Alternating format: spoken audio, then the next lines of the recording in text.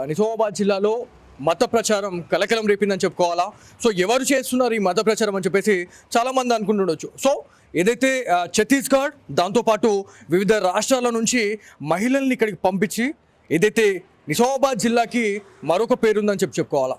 ఇందూర్ అంటే హిందువులకు కంచుకోటగా చెప్తున్న ఈ ఇలాకాలో మత ప్రచారం చేస్తూ కొంతమంది అయితే బయటపడ్డ పరిస్థితి అయితే ఉంది, పట్టుపడ్డ పరిస్థితి అయితే ఉంది. సో ఏంది అసలు ఇక్కడ ఏం జరిగింది, ఏం మత ప్రచారం చేస్తూ ఉన్నారని చెప్పేసి చాలామంది అనుకుంటుండొచ్చు. ఎవరైతే సంత్ రాంపాల్ దాస్ శిష్యుడైనటువంటి రామ్ దేవానంద్ జీ మహారాజ్కి సంబంధించినటువంటి ఎవరైతే ఈ శిష్యులు ఎవరైతే ఉన్నారో ఛత్తీస్గఢ్ నుంచి ఇక్కడికి రావడం జరిగింది.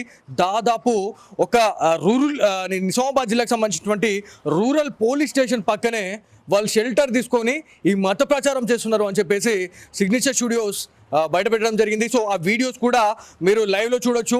ఎక్కడి నుంచి ఎటు వెళ్తా ఉన్నారు, వాళ్ళు ఎక్కడెక్కడ వాళ్ళ సావరాలు ఏర్పాటు చేసుకొని ఈ మత ప్రచారం చేస్తున్నారు అనే దానిపైన కరెక్ట్గా మీకు ఎక్స్క్లూజివ్గా ఆ విజువల్స్ కూడా మీకు సిగ్నేచర్ స్టూడియో అందిస్తూ ఉంటుంది. సో ఇక్కడ ఏదైతే నిజామాబాద్ జిల్లాలోని చంద్రశేఖర్ కాలనీ లొకేషన్కి దాదాపు 9 గంటల నుంచి, అంటే మార్నింగ్ 9 గంటల నుంచే ఈ మత ప్రచారం అనేది స్టార్ట్ చేయడం జరిగింది. సో ఖచ్చితంగా ఇక్కడ కొంతమంది ఉన్నారు, వారితో మాట్లాడే ప్రయత్నం చేద్దాం. అన్న నమస్తే అన్న. ఈ మత ప్రచారం గురించి చాలా వరకు కూడా వివిధ రాష్ట్రాల్లో జరుగుతూ ఉన్నాయి.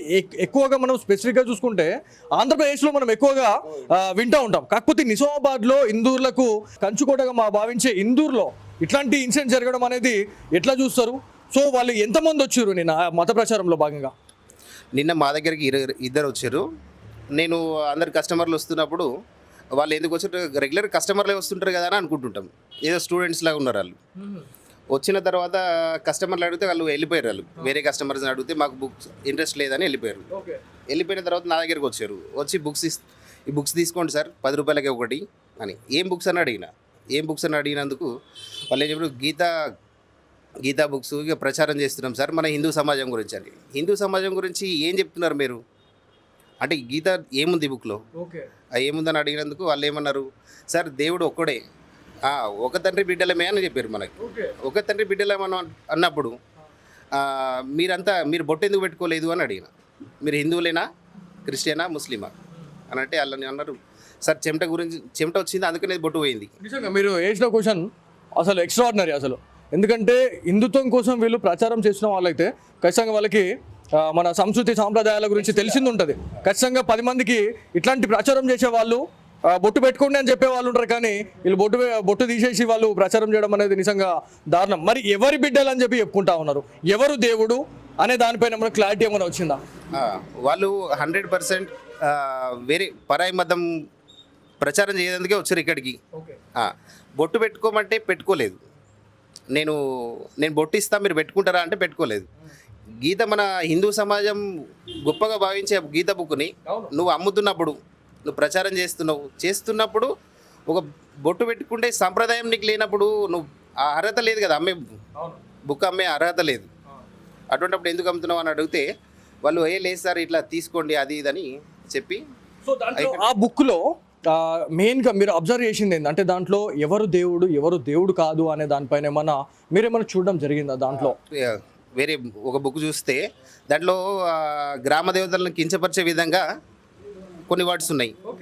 అడిగినందుకు వాళ్ళు ఇక్కడి నుంచి ఎస్కేప్ అయిపోయారు. వాళ్ళు ఆగమన్నా కూడా ఆగకుండా వెళ్ళిపోయారు. సో మేము ఇక్కడికి వచ్చే ముందు కూడా వేరే వాళ్ళతో మాట్లాడడం జరిగింది, ఎంక్వైరీ చేయడం జరిగింది. దాంట్లో మనం ఎంతో పవిత్రంగా భావించే పరమశివుడు, దాంతోపాటు లార్డ్ విష్ణు కావచ్చు, శ్రీరాముడు, సో ఈ అవతారాలు ఏవైతే ఉన్నాయో స్వామివారికి సంబంధించినటువంటి వీళ్ళంతా కూడా దేవుళ్ళు కాదు, మా గురువే దేవుడు అని చెప్పేసి కూడా వాళ్ళు చెప్తున్నారు అని చెప్పారు. అది నిజమేనా? నిన్న నాకు అదే ఫస్ట్ రాగానే అదే చెప్పారు వాళ్ళు. నేను అట్లెట్లుంటుంది, ఎవరు మతం వాళ్ళదే. ఇప్పుడు ఉన్న పరిస్థితులు, దేశంలో జరుగుతున్న పరిస్థితులు ఏంది అని అడిగితే వాళ్ళు ఆ సమాధానం చెప్పలేకపోయారు. వాళ్ళు నిజంగా చాలా దారుణం. ఇప్పుడు జరుగుతున్న సిచ్యువేషన్స్లో పహల్గమ్ ఉగ్రదాడి తర్వాత 2 దేశాలు, పాకిస్తాన్ కావచ్చు, భారత్, ఇప్పుడు ఏదైతే యుద్ధం చేస్తున్న పరిస్థితుల్లో ఇలా ఈ మత ప్రచారం ఇదంతా చూస్తే నిజంగా బాధ అనిపిస్తూ ఉంది. సో మరి ఇదంతా చూసిన తర్వాత ఇదంతా కూడా కరెక్ట్ అనిపించలేదు అనుకున్న తర్వాత పోలీసులకు ఏమన్నా మీరు కాల్ చేయడం జరిగిందా, లేకపోతే ఎవరికి కాల్ చేశారు మీరు? అవి ఫస్ట్ ఇక్కడికి రాగానే నాకు వాళ్ళ మీద అనుమానం వచ్చిర్రు. నేను అనుమాన పడగానే వాళ్ళు వెళ్ళిపోయారు ఇక్కడి నుంచి. వెళ్ళిపోయాగానే మా మిత్రుడు బినయ్ ఉన్నాడు. ఆ బినయ్కి ఫోన్ చేయగానే ఇక్కడ మనం ఉన్న శ్రీహర్ అన్న ముందట ఉంటాడు, వినోద్ అన్న కార్పొరేటర్ మన వార్డుకి 41 డివిజన్, వీళ్ళందరూ వచ్చి ఒక్కసారి వాళ్ళని పట్టుకోవడం జరిగితే ఉన్న విషయం మొత్తం బయటపడ్డది. వాళ్ళు ఎంతమంది వచ్చి ఉంటారు అంటే దాదాపు ఛత్తీస్గఢ్ నుంచి వచ్చిర్రు అంటే అసలు ఆషామాషి వివరం గారు ఎంత ఇక్కడ సపోర్ట్ ఉంటే కానీ వాళ్ళు ఇక్కడికి వచ్చి ఇంత ధైర్యంగా ఈ మత ప్రచారం చేయడం, మళ్ళీ ఏదైతే మన తెలంగాణ కల్చర్లో మన సంస్కృతి సాంప్రదాయాలు గ్రామ దేవతల్ని చాలా పూజిస్తూ ఉంటాం మనం. సో వాటిని కూడా దేవుళ్ళని కించపరుస్తూ ఇట్లా మాట్లాడడం అంటే ఖచ్చితంగా సపోర్ట్ ఉంటుంది ఖచ్చితంగా. సో దీని గురించి మన తల్లిదండ్రుల తర్వాత తల్లిదండ్రుల కంటే మనము ఎక్కువ భావించేది దేవుడిని భావిస్తుంటాం. ఆ దేవుళ్ళని కించపరుస్తున్నారంటే మనకి ఎంత బాధ అనిపించి ఉండాలా. అది మనకి నిన్న వాళ్ళు మాట్లాడే మాటల్ని మర్చిపోలేకపోతున్నాం. అన్న ఫైనల్గా మీరు ఏం చెప్పాలనుకుంటారు? తెలంగాణ స్టేట్ పోలీస్ కావచ్చు, దాంతోపాటు నిజామాబాద్ సిపి సాయి చైతన్య గారికి మీరు ఏం చెప్పాలనుకుంటారు? ఎందుకంటే ఇప్పటికే ఇందూరులో చాలా రకాలైనటువంటి మత ఘర్షణలు జరుగుతూ ఉన్నాయి. సో ఎక్కడి నుంచో పక్క రాష్ట్రాల నుంచి వచ్చి ఇవాళ ఈ ప్రశాంతంగా ఉన్నటువంటి తెలంగాణ కావచ్చు, నిజామాబాద్, ఇందూరులో ఇవాళ చిచ్చుపెట్టే పరిస్థితిలాగా తెచ్చుతా ఉన్నారు వీళ్ళు. మరి వీళ్ళకి ఎలాంటి పనిష్మెంట్ ఇవ్వాలా, ఎలాంటి కేసు నమోదు చేయాలని అనుకుంటా ఉన్నారు మీరు? ఇప్పుడు మన సిపి గారు, కమిషనర్ గారు ఛార్జ్ తీసుకున్న తర్వాత నిజామాబాద్లో ప్రశాంత వాతావరణం ఏర్పడింది. రూల్స్ అండ్ రెగ్యులేషన్స్ సరిగా పాటిస్తున్నారు.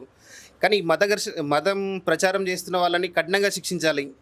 ఇంకోసారి ఎవరైనా ప్రచారం చేయాలంటే భయపడే విధంగా సార్ చర్యలు తీసుకోవాలని మా విన్నపం.